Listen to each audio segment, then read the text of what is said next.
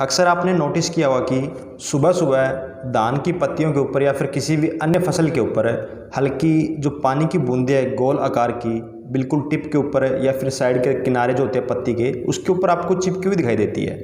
तो आप लोगों को शायद सोचा होगा कि ये जो पानी की बूंदें हैं वो ओस की वजह से है। हालांकि ऐसा बिल्कुल भी नहीं होता। अगर आप इस पानी की बूंद का महत्व समझ लेते हो तो आप जान जाते हो कि हमारे द्वारा पौधे को दी हुई जो खुराक है, जो पानी है, या फिर हमने जो भी फंगिसाइड वगैरह डाला है, क्या ये पौधे के लिए लाभदायक है या फिर हमारे पौधे के अंदर ये कितना फ़ायदे कर सकता है। आज की इस वीडियो में हम जान लेते हैं कि ये जो पानी की बूंदें हैं इनका क्या योगदान रहता है। पौधे की पत्तियों के किनारों के ऊपर छोटे छोटे सुराख होते हैं। जब हम रात के समय फसलों को पानी देते हैं या फिर हमारी मिट्टी के अंदर जो नमी है वो काफ़ी ज़्यादा है, तब हम नोटिस करते हैं कि सुबह जो हमारा पानी की बूंदें हैं वो पत्तियों के किनारे पर या फिर बिल्कुल टिप के ऊपर जमा हो जाती है। ये होता किस कारण है? रात के समय पौधे की पत्तियों का जो स्टोमेटा होता है या फिर आप पौधे का नाक बोल देते हो वो बंद हो जाता है। स्टोमेटा जो होता है वो दिन के समय काम करता है। जब स्टोमेटा दिन के समय काम करता है तो पौधे के अंदर जितनी मात्रा में पानी पौधा लेता है, कुछ मात्रा के अंदर पौधा वाफ के रूप में वो जो पानी है अपना एटमॉस्फेयर यानी कि वातावरण के अंदर छोड़ देता है।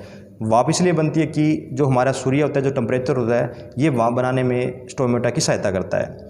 पौधे के अंदर पानी का ज़्यादा दबाव होने के कारण पौधा जो है वो मरने की हालात में आ जाता है। रात के समय की बात करूं तब क्या करते हैं कि ये जो पत्तियों के किनारे छोटे छोटे सुराख होता है, इनकी सहायता से पौधा जो अनावश्यक पानी है उसे बाहर निकालने की कोशिश करता है। कई बार क्या होता है कि हम ज़्यादा मात्रा के अंदर फर्टिलाइज़र है या फिर स्प्रे के अंदर हार्ड जो फंगीसाइड या इंसेक्टिसाइड है वो डाल देते हैं। तो ऐसी सिचुएशन के अंदर जो ये बूंदे बनने का प्रोसेस है वो ज़्यादा मात्रा में देखने को मिलता है। इस प्रोसेस को गुटेशन भी बोलते हैं।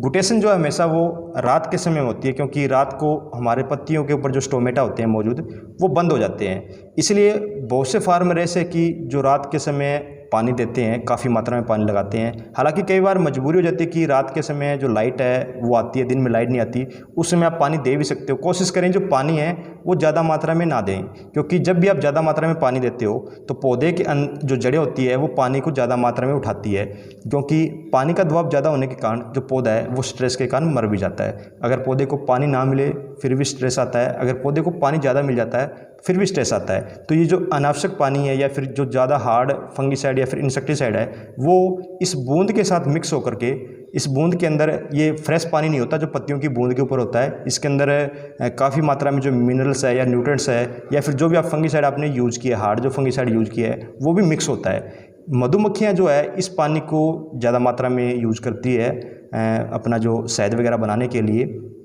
अब बात आती है कि क्या ये गुटेशन या फिर जो पानी की बूंदें हैं वे हमारी फसलों के लिए हानिकारक होती है।